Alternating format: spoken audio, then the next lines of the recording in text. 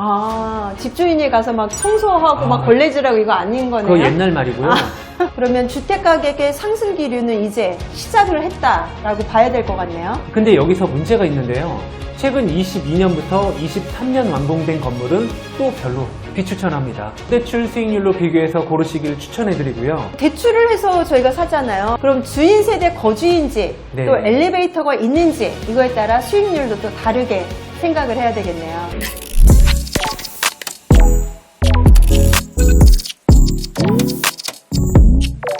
안녕하세요. 벼룩나무 차인술. 조민재 대표입니다. 요즘 많이 선선해졌어요. 네, 그렇죠. 네. 그래도 아직 낮은 많이 더워서 일교차가 많이 심한 것 같아요. 네, 맞아요. 네, 이럴 때일수록 구독자 여러분들도 감기랑 건강 조심하시기 바랍니다. 오늘 주제는 왜 지금 대전에 상가주택을 사야 하나, 산다면 어떤 걸 골라서 사야 하나, 뭐 이런 주제로 이야기를 할 건데요. 네. 조 대표님께서 오늘 속 시원하게 문제 해결해 주실 거죠? 네, 한번 이야기 해보시죠. 네. 그렇다면 왜 사야 하죠? 우선 미국 금리 인하가 이제 본격적으로 시동을 걸었기 때문인데요. 그렇죠. 미국 연준이 9월 17일과 18일에 FOMC를 열고 기준금리를 결정해서 발표할 예정입니다. 금리 인하는 거의 확실하고 25bp로 가느냐 50bp로 가느냐 정도의 차이만 있을 걸로 대부분의 전문가들이 예상하고 있는 상황입니다. 그렇죠. 근데 이게 금리 인하의 시작점이라는 게 사실은 더 의미가 큰 거잖아요. 그렇죠. 네, 여기서 끝나는 게 아니라 계속 해마다 몇 네. 번씩 이렇게 금리 인하를 계속 진행을 할 계획인 거잖아요. 네. 이제는 그 누구도 이제 금리가 내려갈 거라고 생각을 하지 올라갈 거라고 예상하는 사람은 없으니까요. 그렇죠. 네. 9월을 시작으로 단계적으로 계속해서 금리 인하를 이제 계속 계획하고 있잖아요. 네. 그래서 한국도 10월부터는 금리 인하를 시작할 거로 예상을 하더라고요. 그렇죠. 그렇게 금리가 인하가 되면 이런 현재의 상가주택 수익률이 더 올라갈 수 있겠네요. 네. 금리의 영향을 가장 많이 받는 게 바로 상가주택인데요. 그렇죠. 네. 금리가 내려가게 되면 대출 이율이 내려가서 수익률은 높아지고 은행에 넣어둘 때보다 몇 배의 수익이 가능하게 되니까 더 상가주택에 대한 수요가 몰리게 되는 거죠. 그렇겠네요. 대전 같은 경우 상가주택 실투자금이 보통 평균적으로 한 3억에서 6억 사이? 그렇죠. 네, 이 정도 되잖아요. 신축 네. 엘리베이터 있는 상가를 기준으로 했을 때. 그랬을 때 뭐 대출을 보통 이제 실행을 하시는데 네. 그 대출 금리가 내려가면 수익률은 더 올라갈 거고요. 그 3억에서 5억을 은행에 둘 때보다는 그렇죠. 정말 거의 뭐 한 5배? 네. 이렇게 수익률이 높아지겠네요. 은행에 넣는 것보다는 이렇게 상가주택 구입해서 월세를 받으시는 게 훨씬 더 이득이 커지시겠네요. 그렇다면 두 번째로는 또 뭐가 있을까요? 네, 두 번째로는 서울에서 시작한 주택가격 상승률입니다. 그래서 벌써 서울 쪽은 주택값이 사상 최고점을 찍고 있는 단지들이 속출하고 있고요.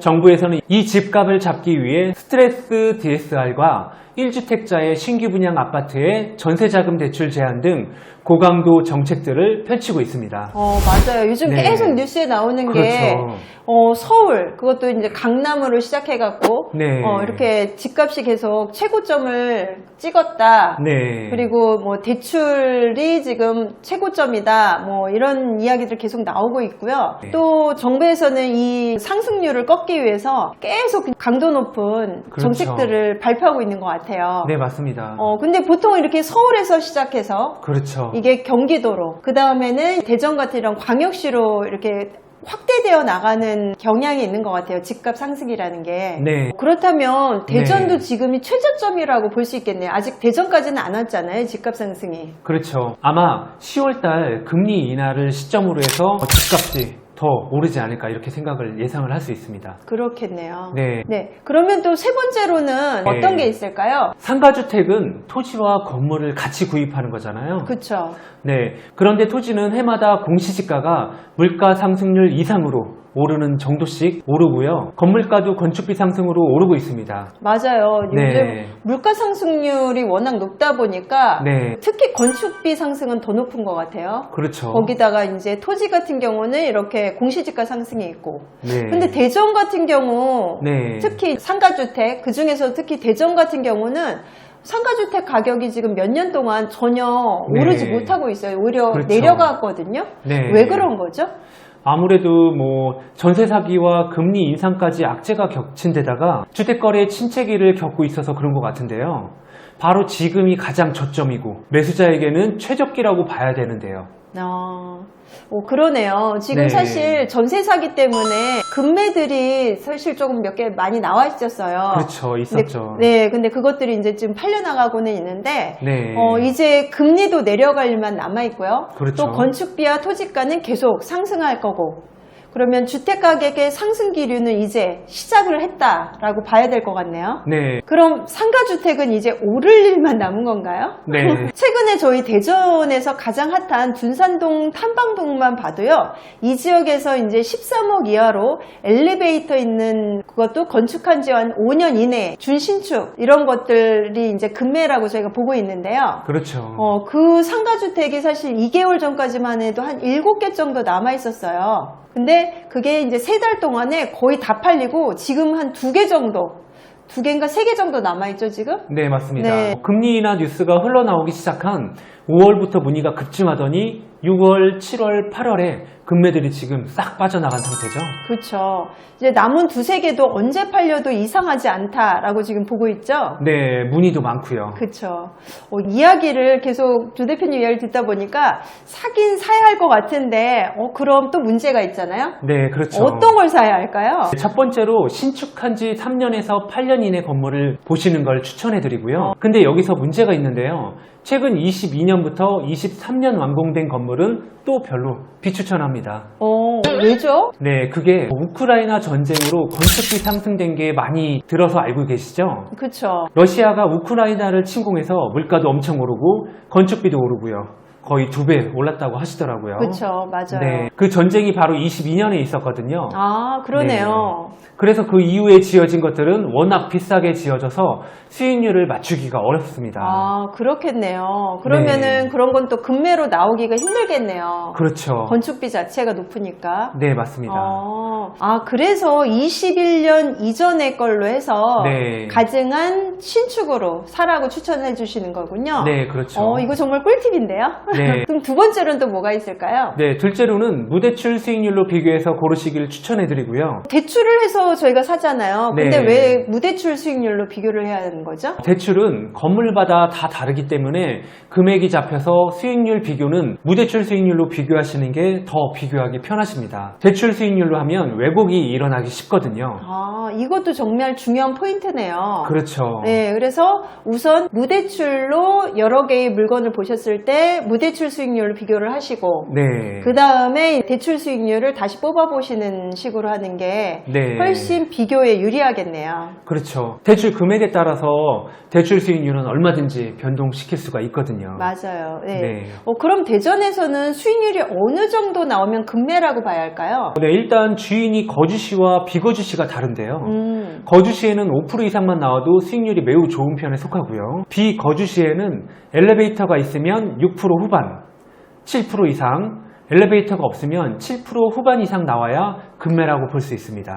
이렇게 딱 퍼센트를 알려주시니까 훨씬 이제 비교하기가 네. 편할 것 같아요. 그렇죠. 요것도 그럼 무대출 수익률로 이렇게 나오는 걸 추천해 주시는 거죠? 그렇죠. 네. 네. 아까도 말씀드렸다시피 대출 수익률은 얼마든지 변동이 가능하기 때문에 대출 금액으로 수익률을 조정할 수 있거든요. 그렇겠네요. 네. 정말 중요한 포인트인 것 같네요. 네, 맞습니다. 그럼 주인 세대 거주인지 네. 또 엘리베이터가 있는지 이거에 따라 수익률도 또 다르게 생각을 해야 되겠네요. 그렇죠. 주인 세대가 들어가면 그만큼의 보증금이나 월세가 빠지게 되고요. 엘리베이터가 들어가면 각 층에 원룸 하나씩이 빠지게 되니까요. 네, 그러네요. 4층만 해도 네. 방이 층마다 하나씩만 빠져도 4개나 빠지는 거잖아요. 그렇죠. 그러면은 150에서 200 정도 되니까 정말 큰데요. 정말 크죠. 그럼 또 세 번째로 주의할 점 뭐가 있을까요? 네, 내부 내장재와 마감재 등을 꼼꼼히 보셔야 하는데요. 특히 건물을 건축하면 수평이 안 맞아진 경우에는 복도 등의 타일이 터져 있는 경우가 많아요. 그런 건 없는지 복도 타일을 꼼꼼히 살펴보셔야 되고요. 네. 또 천정에는 누수가 없는지도, 복도와 옥상을 보면서 점검하셔야 합니다. 그러네요. 그냥 가서 집 예쁘다 이것만 보면 안 되는 거네요. 그렇죠. 예, 뭐 타일이 터진 건 없는지, 수평은 잘 맞았는지, 또 옥상 같은데 방수 공사라든가 네. 아니면 천장에 누수 흔적은 없는지, 그렇죠. 이런 걸 봐야 되는 거군요. 네, 맞습니다. 네. 네, 그 밖에도 외부 마감재도 너무 화재에 취약한 재료를 쓰지는 않았는지 잘 살펴보셔야 합니다. 아, 네. 거의 전문가의 눈으로 봐야 되네요. 아, 그렇죠. 네. 확인할 사항이 정말 많은데요. 네, 그래서 배롱나무가 있는 거겠죠? 맞아요. 그럼 이런 것들은 배롱나무에서는 다 비교해서 정말 가장 맞는 그런 상가주택을 골라주시는 건가요? 네, 그렇습니다. 너무 좋네요. 네. 그럼 이제 또 다른 문제가 있는데요. 이렇게 해서 다 골랐어요. 제일 좋은 걸로. 네. 배롱나무를 딱 믿고 골랐단 말이에요. 네. 그럼 구입 후에 관리는 어떻게 하나요? 네, 대전은 대학이 많기로 손 안에 꼽을 수 있잖아요. 그렇죠. 네. 그래서 원룸도 많고 원룸 건물 관리 업체들도 많습니다. 네. 그러다 보니까 자연스럽게 경쟁하며 체계가 아주 잘 잡혀 있어요. 맞아요. 네. 뭐 다른 지역에서도 이제 원룸 건물 임대 사업 하시는 분들 말씀하시는 거 들어보면 뭐 대전만큼 원룸 건물이나 상가주택 관리하기 편한 지역이 없다고 말씀을 하시더라고요. 그렇죠. 네, 관리업체에서 다 알아서 해준다고. 그러면 월세에서 관리업체 수수료를 내나요? 어떻게 하나요? 아닙니다. 월세는 임대인에게 지불하고요. 기본관리비와 사용관리비를 관리업체에 지불하는 시스템인 거죠. 아, 그럼 건물주는 관리업체한테는 돈을 줄 필요가 없고 그렇죠. 월세는 전부 건물주가 다 가져가는 거네요. 네, 아파트 관리 사무실을 생각하시면 쉽겠죠. 아, 지로 용지를 보내면 관리비를 관리업체에 지불하고 그 관리업체에서 복도 청소와 쓰레기 수거 등 기본 관리를 다 하는 거죠. 그러면 임차인이 수시로 좀 바뀌게 되잖아요. 월세 네. 같은 경우는 특히. 네. 그렇게 할 때 정산은 또 어떻게 하는 건가요? 그 정산도 관리업체에서 하는 거고요. 관리업체 담당자가 임차인 관리비 정산 후에 파손 여부를 확인하고 임대인에게 보증금 반납해도 된다고 하면 반납하시면 됩니다. 만약 벽지 등이 파손되거나 하면 협의해서 일부를 제외하고 보증금을 반납하는 거고요. 너무 편하네요, 진짜. 그렇죠. 그러면 네. 임차인이 변경됐을 때 입주 청소를 또 해주잖아요. 그렇죠. 그럼 이 입주 청소는 어떻게 하나요? 입주 청소도 관리업체에서 입주 청소 부분에 대해서 외주를 주거나 아니면 본인들이 직접 청소를 하고 그 비용 등을 임차인들한테 이렇게 청구하는 그런 시스템인 거죠. 집주인이 가서 막 청소하고 막 걸레질하고 이거 아닌 거네요? 그거 옛날 말이고요. 지금은 시스템이 너무 잘 잡혀 있어서 이런 원룸 건물 관리하는 것도 정말 편합니다. 그러네요. 정말 네. 편리하게 되어 있네요. 그렇죠. 전화도 이제 건물주한테 그 네. 주인집한테 전화 안 하고 관리업체에다 전화하는 거죠? 그렇죠. 뭐 고장나고 하면 다 관리업체에다 전화하고. 네, 맞습니다. 야, 정말. 그래서 간혹 이제 예전에 이런 다가구나 상가주택을 소유하셨던 분들은 절대로 나중에 뭐 이런 걸 하지 마라 이렇게 지인들한테 말씀을 하시잖아요. 맞아요. 네, 새벽에도 전화 온다, 그렇죠. 밤늦게도 전화 온다 막 그러거든요. 네. 그런데 지금 현재는 뭐 이런 게 너무 많이 바뀌었습니다.